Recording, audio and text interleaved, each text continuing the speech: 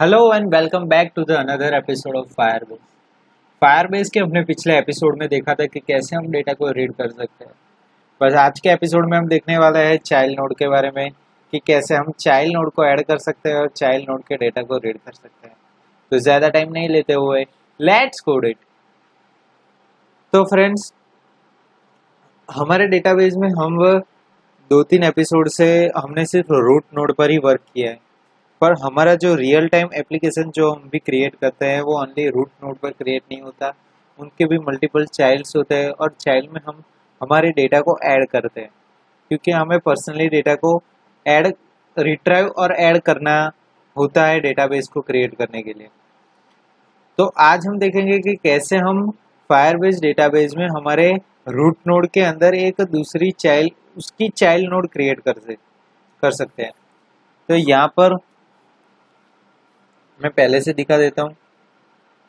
Firebase में SDK हमें दो टाइप ऑफ मेथड हमें क्रिएट करने को देती है, और उनमें से दो मेथड मैं आपको सिखाने वाला हूँ। दो मेथड आज हम सीखेंगे कि पहले तो हम प्रोफेशनल मेथड है वो थोड़ी। यहाँ पर क्या होता है कि मैंने पिछले वीडियो में बताया था गेट रेफरेंस के बारे में, हमारे फायरबेस रेफरेंस के बारे में। तो रेफरेंस क्या करता है कि जो भी पर्टिकुलर नोड है वो पर्टिकुलर नोड के डेटा को हम ऐड करते हैं। ओके, तो एसडीके हमें प्रोवाइड करती है कि हम डायरेक्टली रेफरेंस से हमारे हमारे जो भी चाइल्ड नोड है वो चाइल्ड नोड को ऐड कर सकते हैं।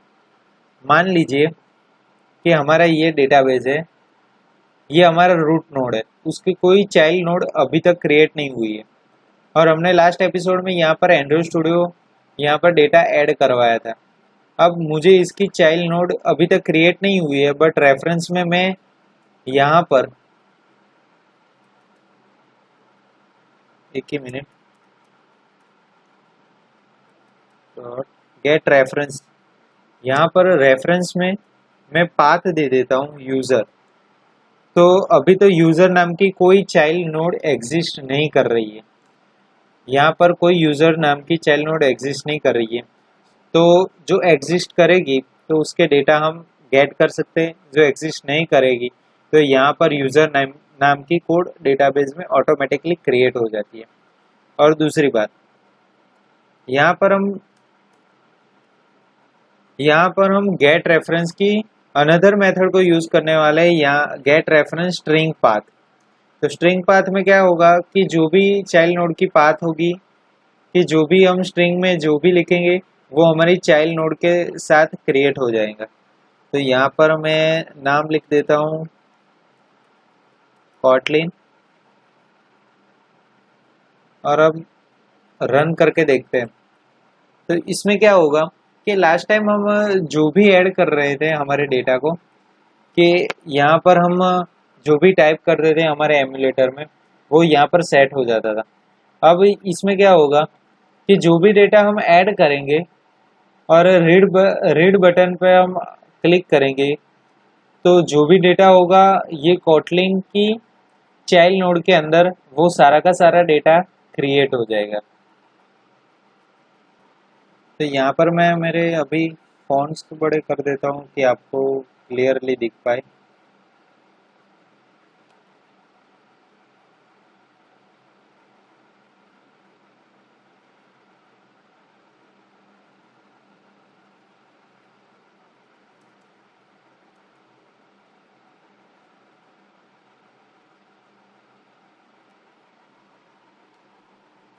यहाँ पर हमने कोटलिन का डेटा को ऐड किया है। अब हमारे एमुलेटर को चेक करते हैं। तो यहाँ पर कोई भी डेटा को ऐड कर देते हैं, जैसे कि कंप्यूटर। तो यहाँ पर हम डेटा को इंसर्ट करेंगे और यहाँ पर टोस्ट क्रिएट हो गया है। तो जो भी डेटा था, हम जो भी इंसर्ट कर रहे हैं डेटा, वो हमारी कॉटलिन के चाइल्ड नोड के अंदर हमारे डेटा को ऐड कर रहा है। ये हमारी हुई फर्स्ट मेथड। अब हमारी दूसरी मेथड को देखेंगे। दूसरी मेथड भी सेम ही है, सिमिलर है उसकी तरह, बट हम क्या करेंगे कि रेफरेंस में हमने अभी कोटलिन की चाइल्ड नोड क्रिएट की है, अब इस कॉटलिन की चाइल्ड नोड के अंदर हम दूसरी चाइल्ड नोड उसकी क्रिएट करेंगे। तो उसके लिए हमें क्या करना पड़ेगा, रेड डेटा में चलेंगे। तो यहाँ पर हम जाएंगे कि जहाँ पर हमने पिछली बार हमारे रूट नोड में जहाँ भी डेटा ऐड किया था वहाँ पर हमें चेंजेस करने होंगे। तो यहाँ पर हम जाएंगे, हमारी जो बटन है, हमारा जो ये बटन है इंसर्ट डेटा का, जो हमने लिया हुआ है डेटा ऐड करने के लिए, वहाँ पर हम जाएंगे। मैं एक स्पेसिफिक मेथड बाद में हम क्रिएट कर देंगे, अभी यहाँ पर फोकस कीजिए। यहाँ पर हमें क्या कर रहा है कि जो भी डेटा हम टैग्स लिख रहे हैं वो टैग्स यहाँ पर सेट कर रहा है हमारे डेटाबेस के अंदर, वो तो आपको पता है। बट हमें क्या करना है कि जो हमारी कॉटलिन है वो कॉटलिन की हमें चाइल्ड नोड हमें क्रिएट करनी है। और कॉटलिन यहाँ पर लिखा हुआ है वो रेफर किसको कर रहा है, हमारे डेटाबेस रेफरेंस को। और हमने डेटाबेस रेफरेंस को सेट कहाँ पर किया हुआ है, यहाँ पर। तो हमें क्या, तो यहाँ पर जो भी डेटाबेस रेफरेंस है वो रेफर क्या कर रहा है अभी, हमारी कॉटलिन की जो चाइल्ड नोड है उसको। तो यहाँ पर हम सेट करेंगे डॉट चाइल्ड। तो चाइल्ड क्या करेगा कि उसकी चाइल्ड कॉटलिन के चाइल्ड नोड क्रिएट करेगा। तो डेटाबेस रेफरेंस जो भी यहाँ पर रेफर कर रहा है कॉटलिन को, या कोई भी आप डेटा को ऐड करना चाहे वो, तो अभी कॉटलिन को रेफर कर रहा है तो उसकी चाइल्ड नोड हम क्रिएट करेंगे। तो यहाँ पर नाम लिख देता हूँ यूजर डॉट सेट वैल्यू और डेटा। यहाँ पर रन करेंगे।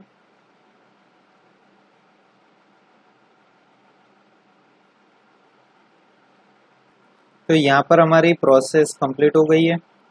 यहाँ पर हम डेटा ऐड करेंगे, जैसे कि मेरा नाम लिख देता हूँ प्रणव, और यहाँ पर हम इंसर्ट करेंगे हमारे डेटा को। डेटाबेस चेक करते हैं। तो यहाँ पर कॉटलिन की चाइल्ड नोड क्रिएट हो गई है, यूज़र जो हमने यहाँ पर क्रिएट की थी वो, और यहाँ पर जो भी डेटा हमने ऐड किया था प्रणव, यहाँ पर इंसर्ट हो गया। अब एक प्रॉब्लम यहाँ पर आपको दिखाई देगी कि जब भी आप रीड डेटा पर क्लिक करेंगे एप्लीकेशन क्रैश होगी। तो यहाँ पर हम देखते हैं कि ऐसा क्यों हुआ।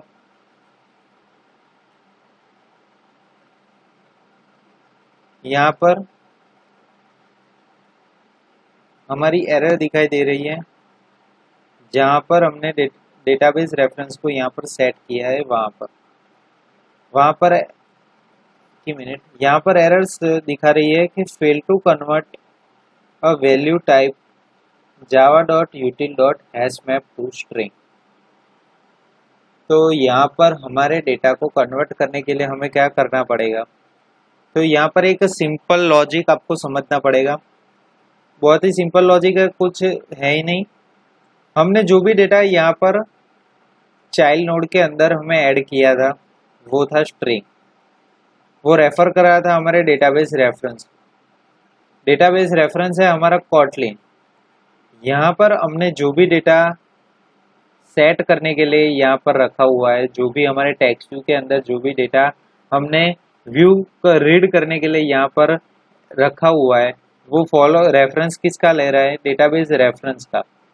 और डेटाबेस रेफरेंस हमारी कॉटलिन है। तो हम उसके पहले क्या कर रहे थे यहाँ पर डेटाबेस में कि हम डायरेक्टली रूट नोड के अंदर हमारे डेटा को ऐड कर रहे थे। मतलब कि जो भी यहाँ पर रेफर कर रहा था हमने पिछली बार यहाँ पर ओनली कॉटलिन को ऐड किया था, तो कॉटलिन के अंदर हमारे डेटा ऐड हो गए थे। पर ऐड क्यों हुए थे, क्योंकि हमारे डेटाबेस रेफरेंस कॉटलिन को रेफर कर रहा है, और उसकी वैल्यू क्या है, स्ट्रिंग है वैल्यू। तो यहाँ पर हमने डेटा तो स्ट्रिंग ऐड करवा दिया, बट अभी हमने कॉटलिन की भी चाइल्ड नोड हमने क्रिएट कर दी है। तो अभी क्या होगा कि डेटाबेस रेफरेंस हमारे रेफर तो कर रहा है कॉटलिन को, बट सेट भी क्या कर रहा है, हमारे कॉटलिन की स्ट्रिंग को। अब कॉटलिन में तो कोई स्ट्रिंग अवेलेबल है ही नहीं, कोई भी वैल्यू हमने यहाँ पर इंसर्ट की नहीं है, उसकी चाइल्ड नोड के अंदर हमने स्ट्रिंग क्लास को इंसर्ट किया है।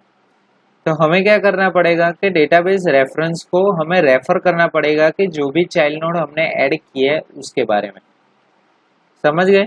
आप समझ नहीं पाए हो तो आप कमेंट बॉक्स में कमेंट करके मुझे बताइए कि आपको समझ में आया है कि नहीं आया है, तो मैं आगे आपको ज़्यादा अच्छे से पढ़ा सकूँ।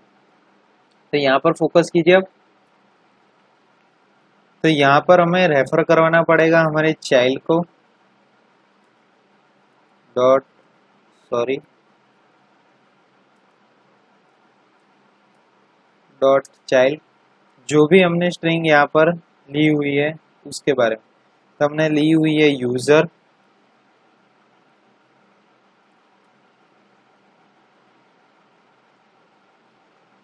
User dot add value listener. अब हम रन करके देखेंगे।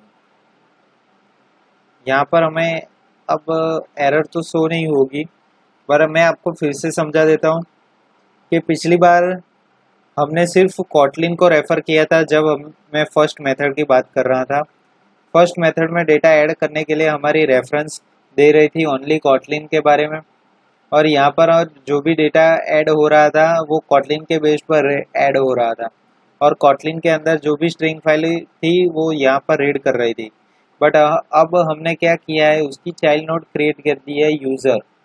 तो यूज़र को हम रेफर यहाँ पर नहीं करेंगे तो इसको पता कैसे चलेगा कि मुझे कौन सी डेटा को ऐड, कौन सी डेटा नहीं, कि ये यूज उसको पता कैसे चलेगा कि यहाँ पर कौन सी स्ट्रिंग क्लास हमने ऐड की हुई है। हमने तो यूज़र के अंदर हमारे डेटा को ऐड किया है, तो यहाँ पर हम यूज़र रेफर नहीं करेंगे, तो यहाँ पर हैश मैप के अंदर एरर शो अप होगी। तो हमेशा एक बात का ध्यान रखिएगा कि जितने भी आप चाइल्ड नोड ऐड करें उसके बारे में कंफ्यूज मत होना, कि ये सिंपल प्रोसेस है, ये याद रखनी पड़ेगी, और वरना ऐसी एरर क्रिएट हो सकती है। हम चेक करते हैं हमारे एमुलेटर पर।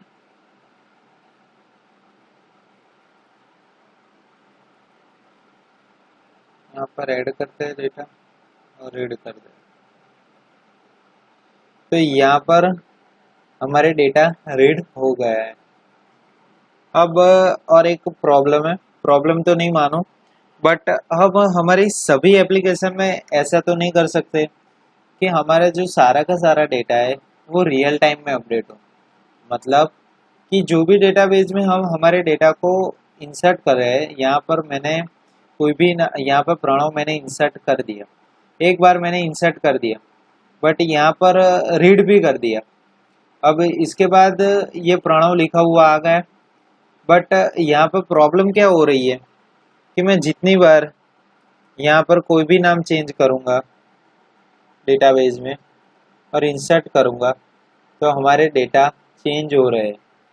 बट कोई रियल टाइम एप्लीकेशन में ऐसा फंक्शन हमें ऐड करना हो कि कोई हमारे क्लिक करने पर या वन टाइम डेटा अपडेट हो, ऐसा प्रोसेस हम कैसे कर सकते हैं? मतलब कि रियल टाइम डेटा तो अपडेट हो, बट रीड एक ही बार हो, जो भी अपडेट हो वो रीड एक बार हो, डेटा भले ही अपडेट होता रहो, बट हमारा जो डेटा है वो यहाँ पर रीड एक ही बार हो। वो कैसे कर सकते हैं? तो सिंपल टेक्निक है कि मैंने पिछली वीडियो में बताया था कि ऐड वैल्यू इवेंट लिस्नर। तो add value event listener trigger कैसे करता है, मैंने बताया था वीडियो में कि वो दो बार ट्रिगर होता है, कि जब वैल्यू इंसर्ट होती है और जब वैल्यू अपडेट होती है। तो अपडेट होने के बाद भी वो ट्रिगर होता है, तो इसीलिए हमारे डेटा अपडेट होती है। तो यहाँ पर हमें एसडीके एक मेथड देता है, add listener for single value event. तो यहाँ पर क्या होगा कि जो भी डेटा हम एक बार ऐड करेंगे वो यहाँ पर डेटाबेस में ऐड तो हो जाएगा, बट हाँ वहाँ पर अपडेट कहाँ कैसे होगा, कि यहाँ पर रीड कैसे करेगा डेटा, मैं आपको दिखाता हूँ। यहाँ पर नाम लेते हैं एंड्रॉयड और इंसर्ट करते हैं और अब रीड कर देते हैं। तो यहाँ पर डेटा एंड्रॉयड हमारा रीड हो गया है। अब हम दूसरी बार अपडेट करते हैं एंड्रॉयड स्टूडियो, सॉरी स्टूडियो। अब इंसर्ट करते हैं तो हमारा डेटा यहाँ पर एंड्रॉयड स्टूडियो अपडेट हो गया है, बट यहाँ पर रीड नहीं हुआ है। अब यहाँ पर रीड कब होगा कि जब मैं ये बटन पर क्लिक करूंगा तब। ओके, सो गाइज यहाँ पर हमने देख लिया कि कैसे हम चाइल्ड नोड को ऐड कर सकते हैं, कैसे हम सिंगल वैल्यू इवेंट लिसनर को यूज करके एक बार डेटा को रीड कर सकते हैं, और यहाँ पर कैसे हम मल्टीपल चाइल्ड नोड को यूज कर सकते हैं और कैसे एरर को टैकल कर सकते हैं। तो यहाँ पर हमारी वीडियो फिनिश्ड होती है। Thank you for watching. So guys, thank you for watching, we see you in the next one.